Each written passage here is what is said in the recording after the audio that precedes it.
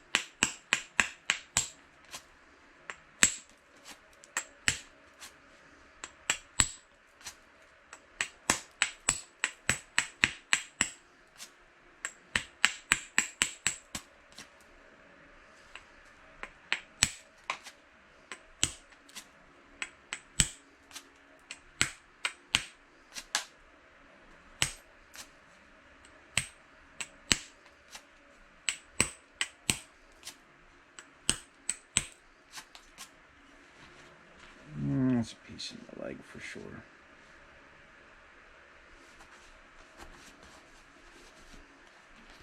About time to get a new piece of leather.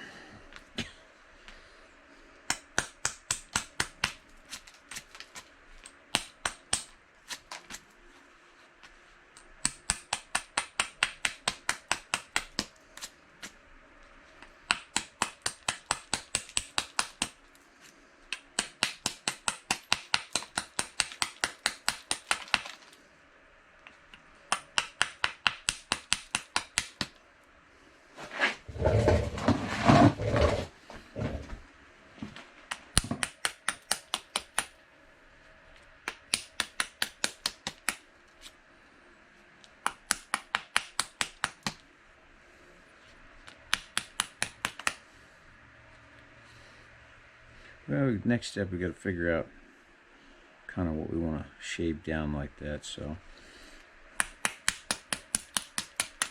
it's a pretty nice thick piece of glass. It should turn into something really cool. I'm just gonna slowly work that edge down.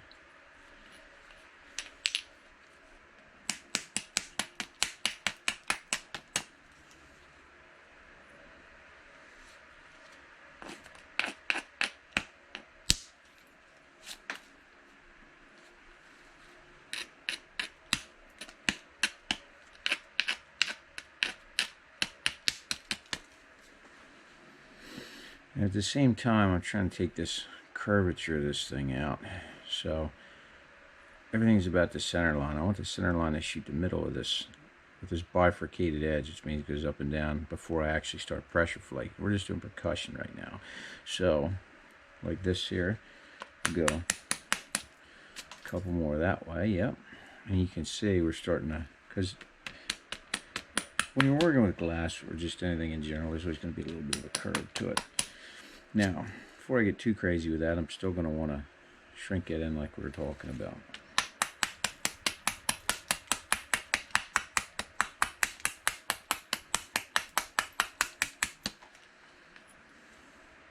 You can see how that edge is all up to the face of it. Now by hitting this way,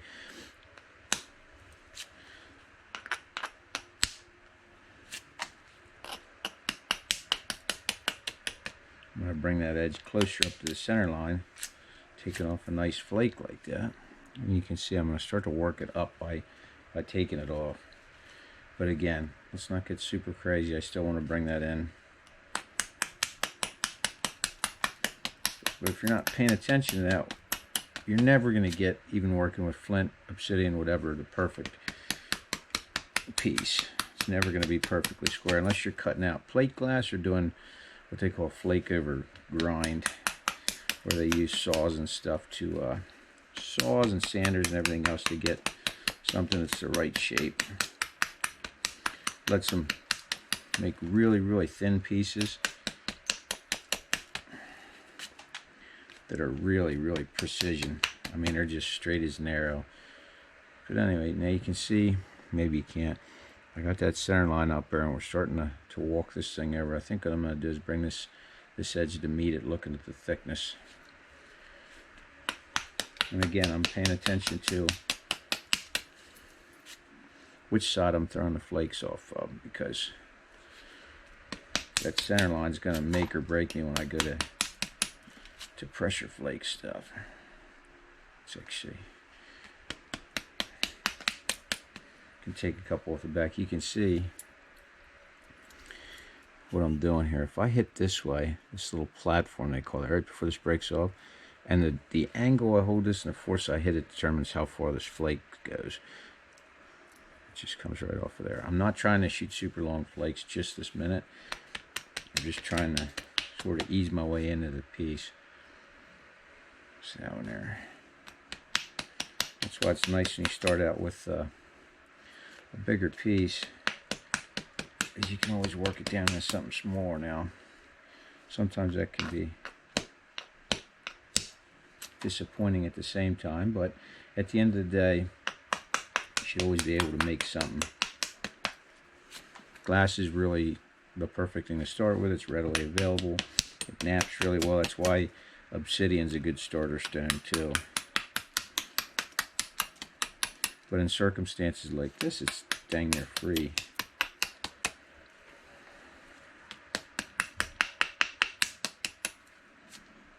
Dang near free. Because there's more than enough. Either you have a neighbor that likes to drink, you like to drink, or just take a walk down along any river. Okay. There we go. Stubborn little thing.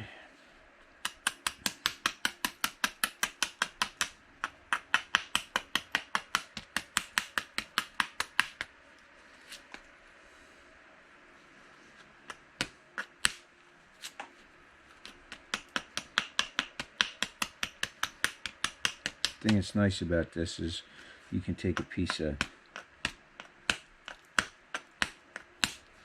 antique glass that's been sitting around and give it new life.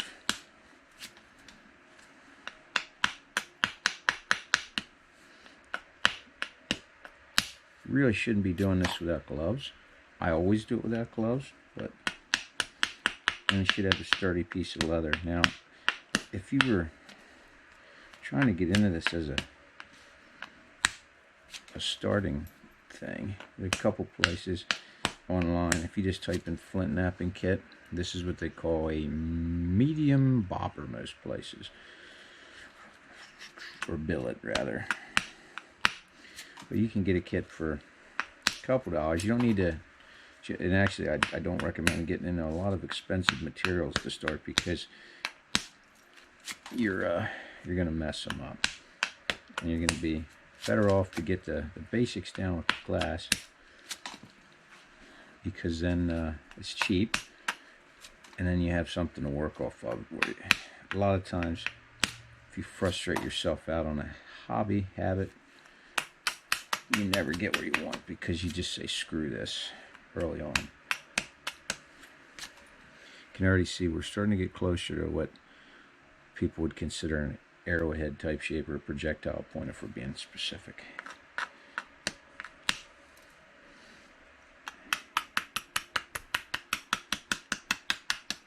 I think we're going to go kind of big with this thing, because why not, right? It's probably going to shrink as we go anyway. I just want to try and get the last of that curve out of that tip, because it doesn't really work for me.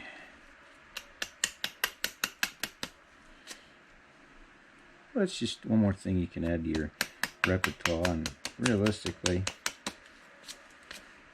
if you're able to do this, it's kind of an awesome outdoor skill.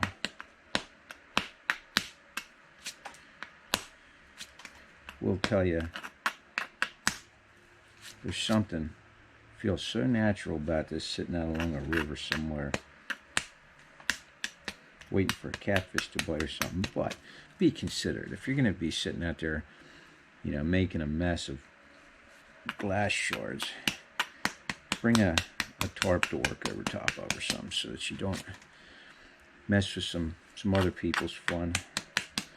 Some kids want to come down there later in the day and don't have shoes on. They don't need to be running home bleeding to their parents. So now I'm going to switch to a smaller bopper that I have. Smaller bopper that I have here. We're going to abrade the edge. Two purposes of this: strengthens it, and this is my really light abrasion stone, but it defines the platform so that you can get really good grab on them.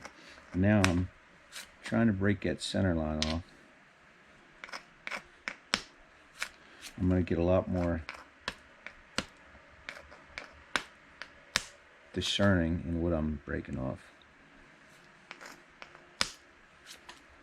because now I'm actually trying to work the piece in the zone that I want it to finish in.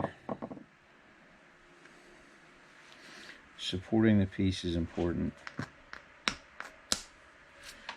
But make sure what you're doing is sending a fracture through this thing, and if you let it vibrate, it's not going to send all the force through it.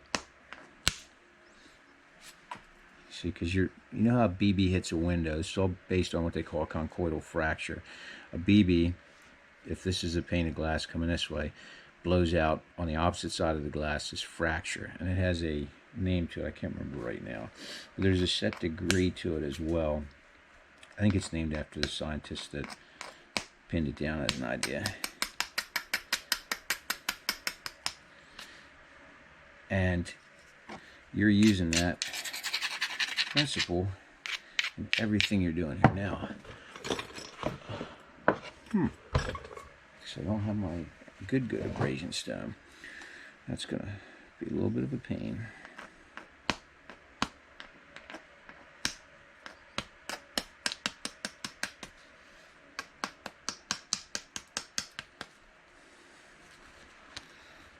It's a good idea to have a lot of kits come with them, a nicer piece of leather than this doesn't hurt, because I've jammed shards in my leg more than a few times.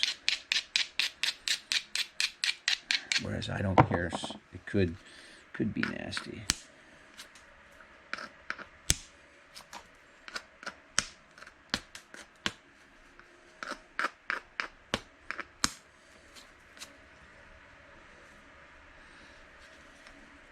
You see, every step we're just sort of working our way in there slowly. I've got a lot to take off of this belly yet. I'm not real happy. This isn't my... You should also have safety glasses on if you're doing this. But again, I'm stupid.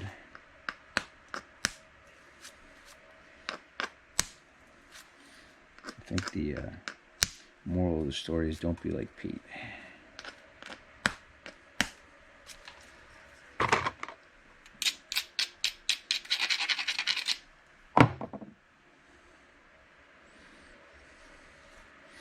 And you see I broke a little bit of that tip off there, which is fine.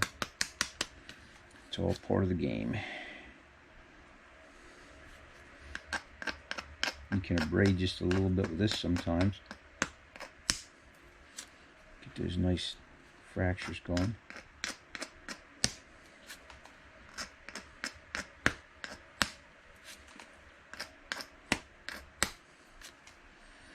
Now, when I first started doing this, I, for whatever reason, had the false assumption that this is pressure flake when you have it in your hand and you're blowing flakes off of it. And I thought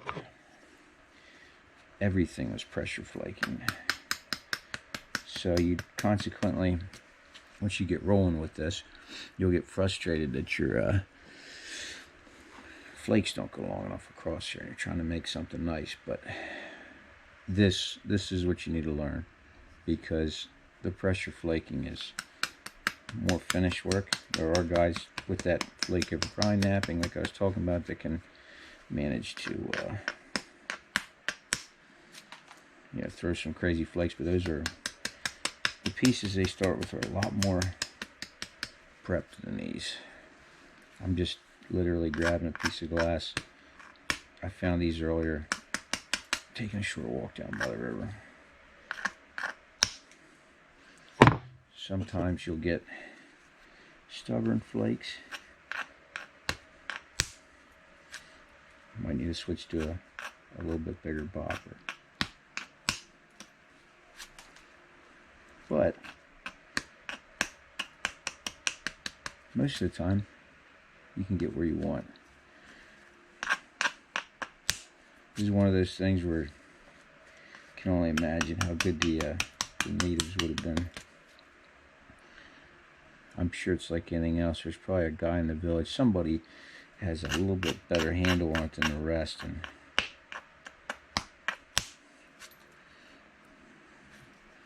I'm not going to say they outsource because I can't speak to that for a certainty, but it seems likely that if your buddy's really good at something, you're going to say, hey man, I'll bring you over some beer. I'll bring you some. You make the arrowheads, I'll go bring you a turkey, kind of deal. So you can see we're getting closer. Kind of symmetry is beauty to the human eye, so I really wish I had that other abrasion stem that we're gonna. Now, as you're doing this abrasion, you're throwing glass flakes off, and that's what's strengthening the edge. So you're strengthening.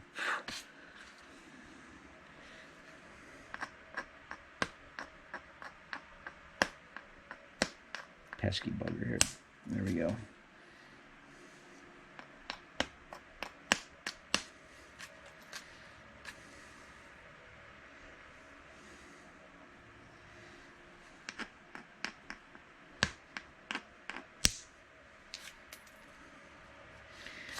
It is always easier to throw flakes.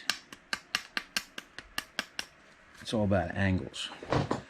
So if you're trying to throw flakes up an angle that's like this off this edge, it's not going to go. If it's like this, it's really going to fly. And the tendency is, once you get rolling with this, is you can throw flakes the entirety across. You probably want to keep them limited to the center line. If you start throwing them the whole way across, it'll loop around and just break your piece in half, which will happen. But at least it's good to know why. Everybody breaks stuff. Everybody.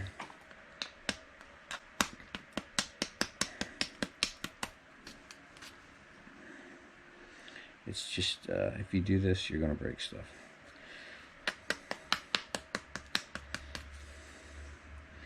Yeah, I want to figure out which side I want to bring to where.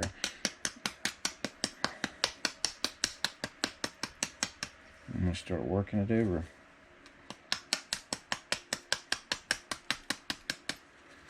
This is just something else that connects us to our ancestors. I like the direction that's heading.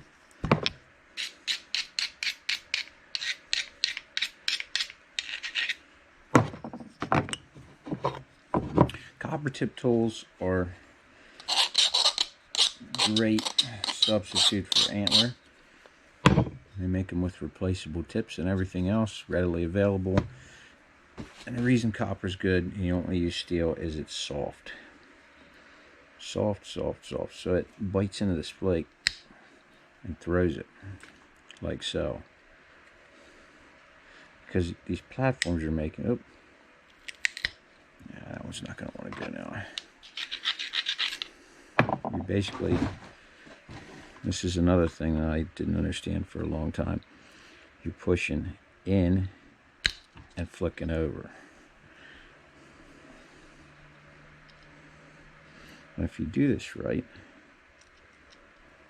you throw off flakes. But I don't think I'm at that point yet. Still gotta bring this down a bit more.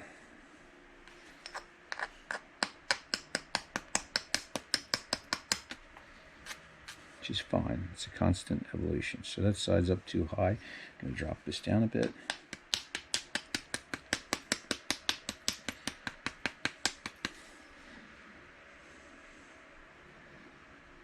I'd like to bring this side to the other one, but I think it's more likely going to end up being both of them brought in together.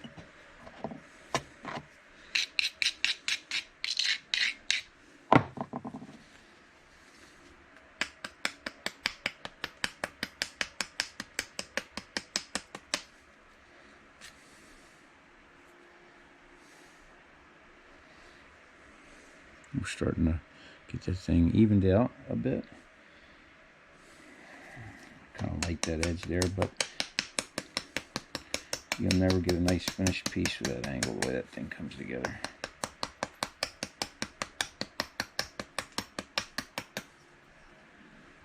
Won't happen.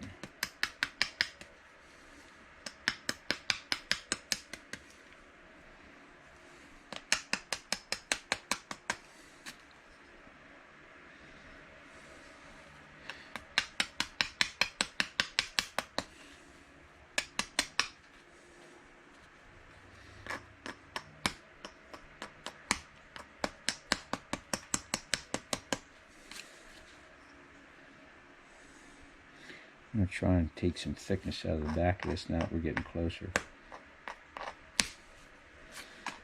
Because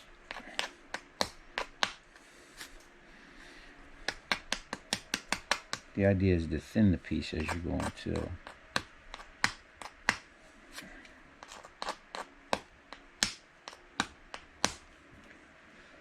Stubborn.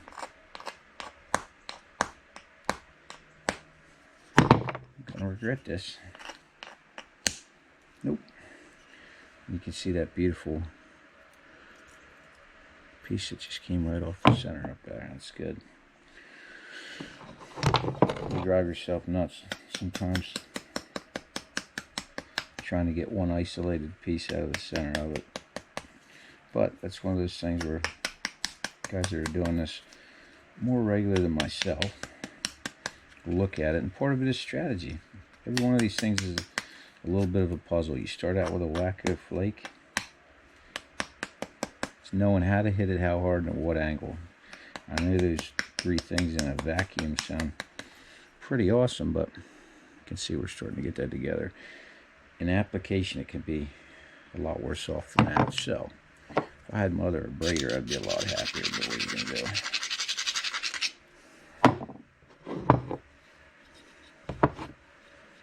Start going over the pressure flake. Now I have this rubber mat that I've cut out so that the flake I want to do goes right on top of it. And it just throws it. There's nothing stopping it from running across there. So I have to be careful. Oh, there goes my tip. No worries.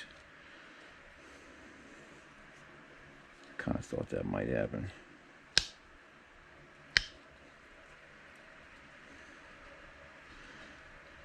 Now I'm really trying to focus on getting that center line down, because getting closer and closer to finished.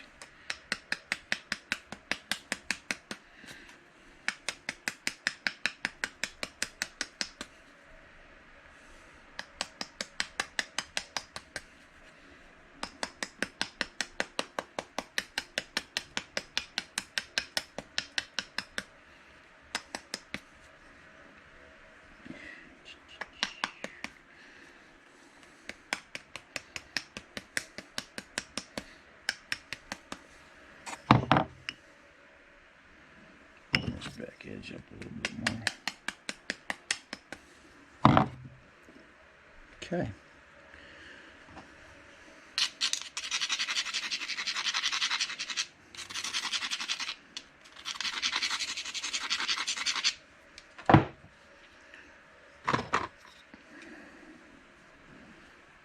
Now I'm going to get really trying to define that edge.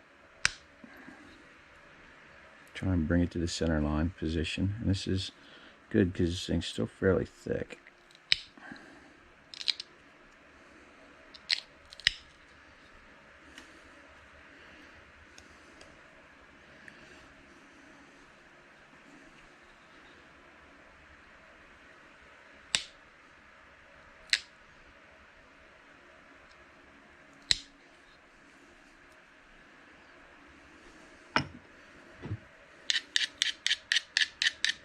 That's no good right there, so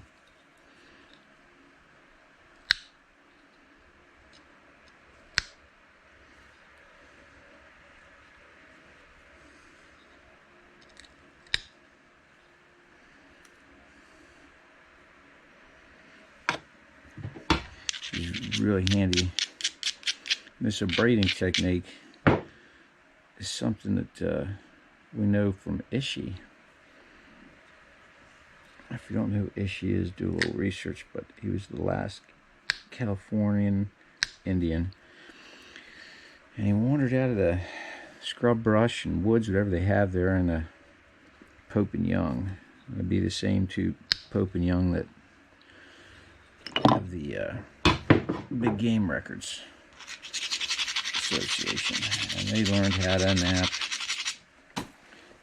The university set him up with all the class he could get his hands on. He's making bows and arrows, and we have so much of our knowledge to thank to Ishi.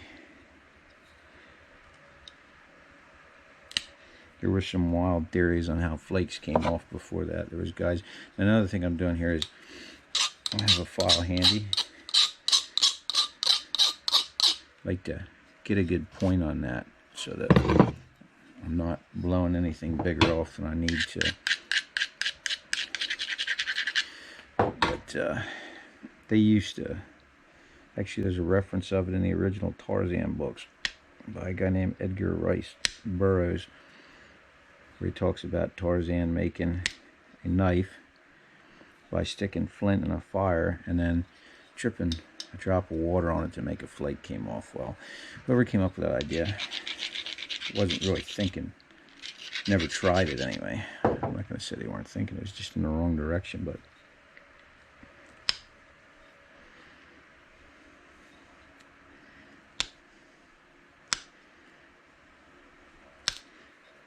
yeah, Ishi was the open door to a lot of knowledge that would have otherwise taken us a long time to regain. We'll never know half of what those people did, and it's really a disgrace.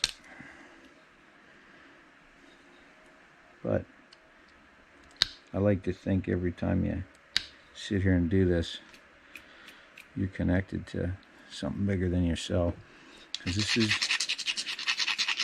pretty close to how they did it. I mean, I have a couple modern upgrades here. This changeable tip deal, I think, isn't an Indian in the world that wouldn't swap to if they were still alive. But you can see we're getting very, very close to where we want to get. So now we gotta, like I said, that strategy aspect.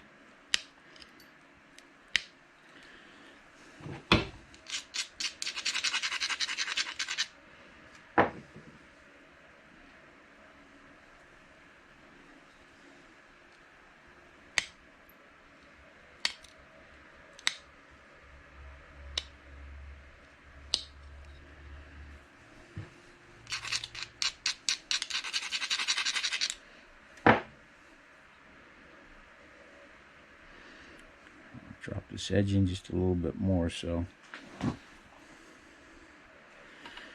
this is where I wish I had my other braider.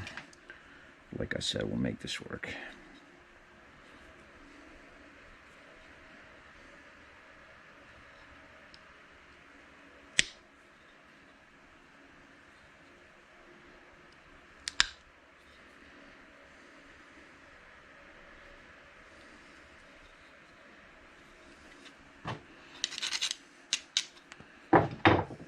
Tempted to do this, might regret it.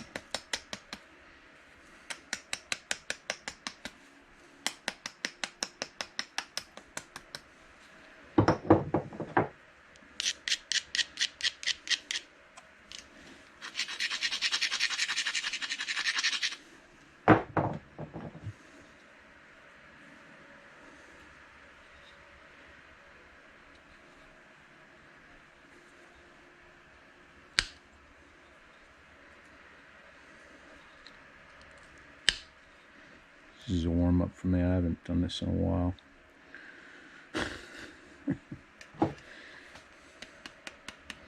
Too many other things taking my time, but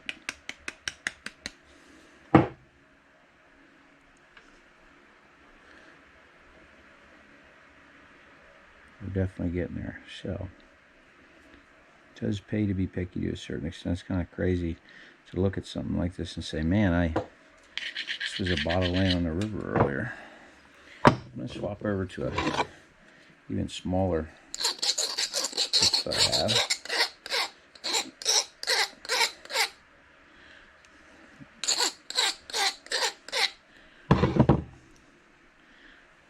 See, copper actually is soft enough that it bites into that and then flexes down. So you're actually, that's why you have to resharpen the tip. And abrading helps because, you know, you're like that one there could have been abraded more. Because you're not breaking off little chunks, it goes and breaks a nice flake. If you don't know how to abrade and you try and do this, not that it's overly hard, you're not going to get anywhere near the results you want.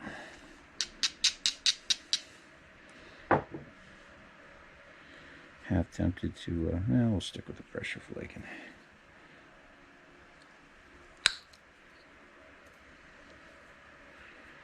Yeah, I don't know how old this glass is.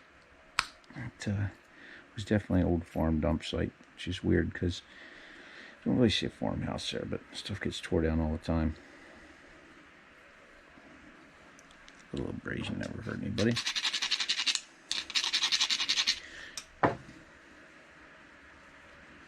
Unless you're in a motorcycle accident, then yeah, it definitely no good.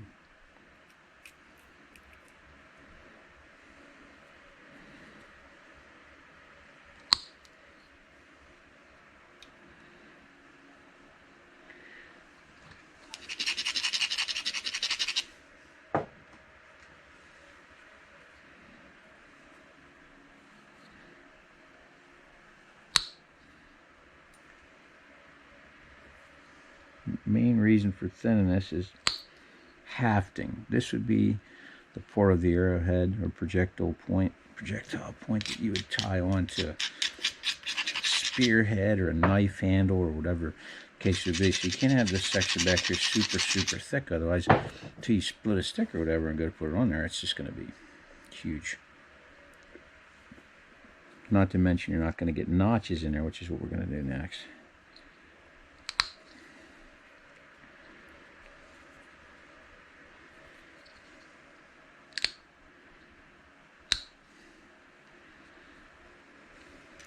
Switch over to my baby.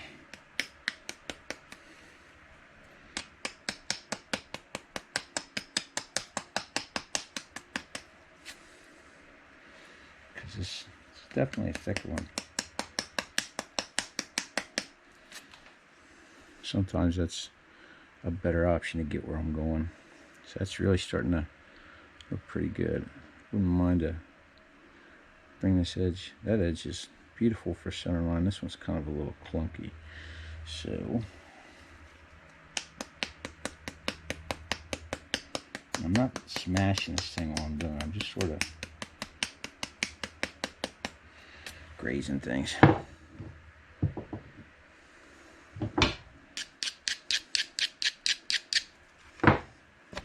Back to my small. I'm going to try and get this platform off. And this is generally where things go to crap. Nope. Good job.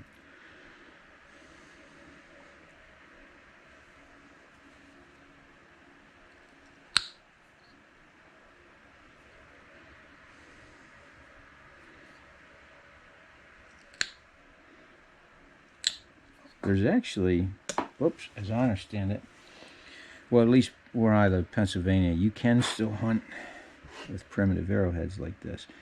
But, however, there are width restrictions, as you could imagine. And there's material restrictions. They have to be stone. You can't just take a beer bottle and go out and shoot a deer.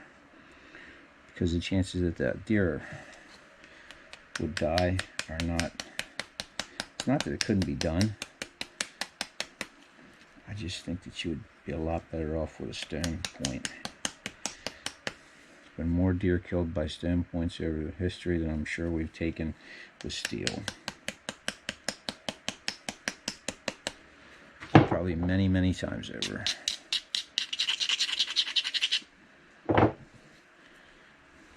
Because 200 some odd years is a blip.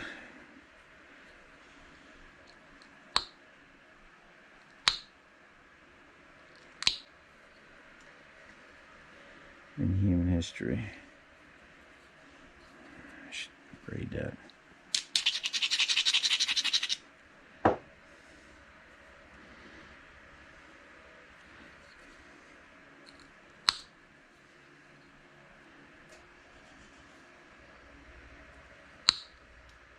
They also say you shouldn't do this inside unless you're in a well ventilated area, but I'm also not making 40 arrowheads, and this is fairly big in here.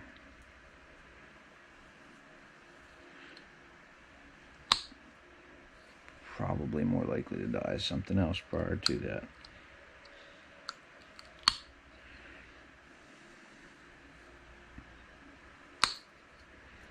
Beautiful. Love them flakes go like that.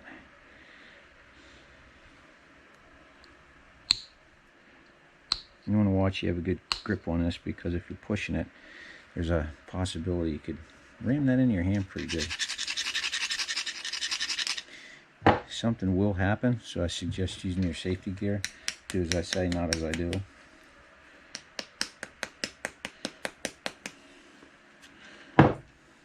Do as I say, not as I do is probably, can't say I didn't tell you the safety rules.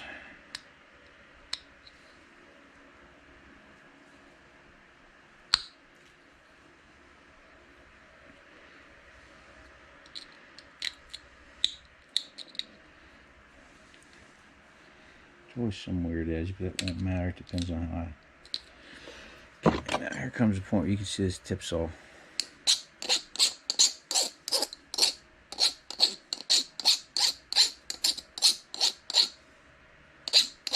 Doesn't need to be the world's sharpest point. The blunt was as good as anything for this. So here's where we're at for a progress report.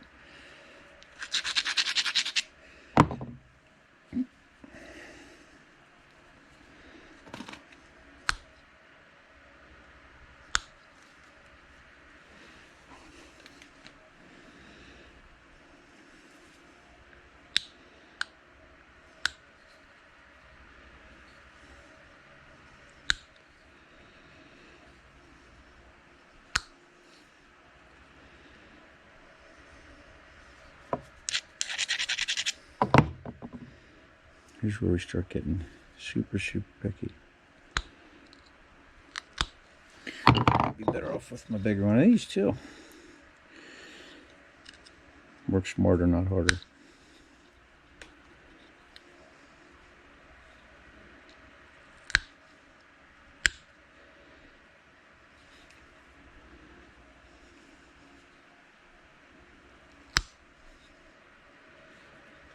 Just want to get this edge down a little bit.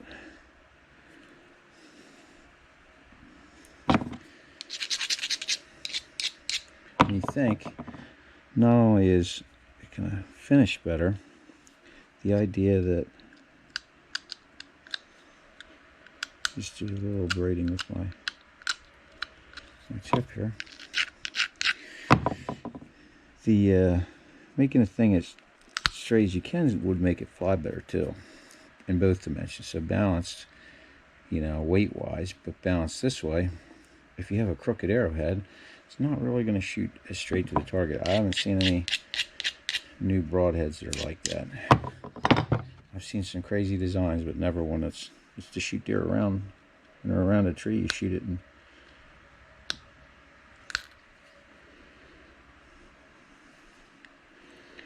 kind of want to chase that one, but part of me knows better. You can see that line. It's getting lots straighter. A little bit of zigzag never hurt anybody. A lot of it is dealer's choice.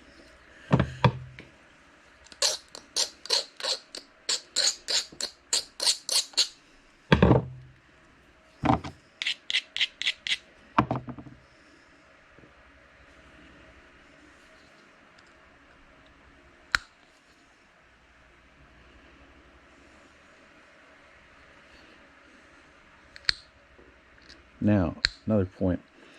Once you start getting to this point, if you know you're going to give this to somebody for a gift, a nice lighter abrasive stone like this, dull down the edges.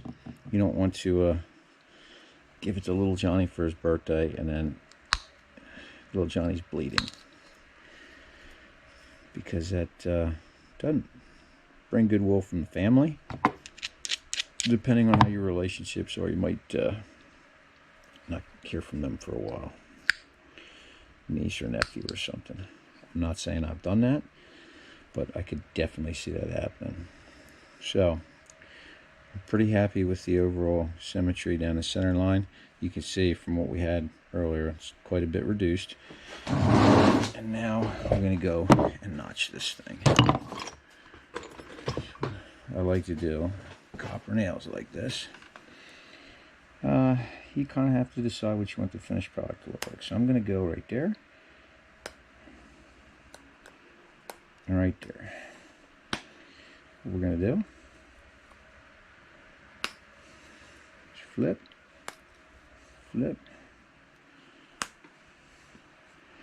Now some guys get really crazy on their notching. I'm not one of them. You can get involved in the contest to see if you can notch the thing the whole way up to here, or make something half decent if you enjoyed yourself. On to the next thing.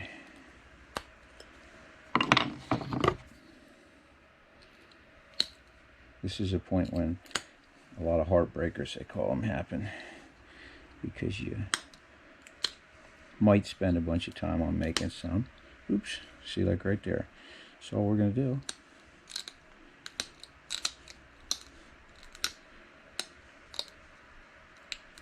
modify this side. It looks like that side might have been a little longer to begin with. We'll just bring it back down to looking the same. I'm not claiming to be the world's expert on this, but what I do know is that keep going until you don't have a piece in your hand anymore.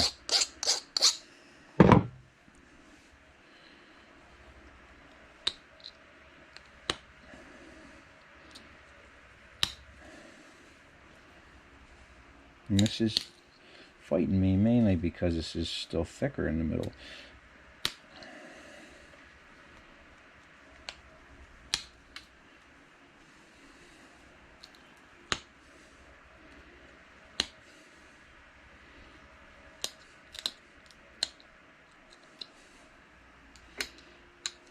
Oops, like I said, continue to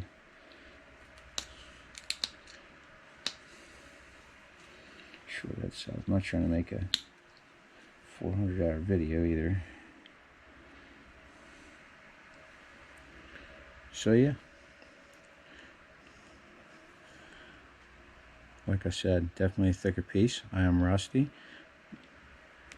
It's been a while, but you can get the idea right off that you can make something from. I have some really cool pieces here to work with. At some point here, actually pretty much heading out the door, but you have, that one might be a little tough for that ring, but we're going to try it. I think it's another thing. If you're looking for glass bottles, see this one? You can actually see the lens on the bottom of it. I don't know how big a piece I'll get outside of that, but it's, you know, that light blue tint antique glass.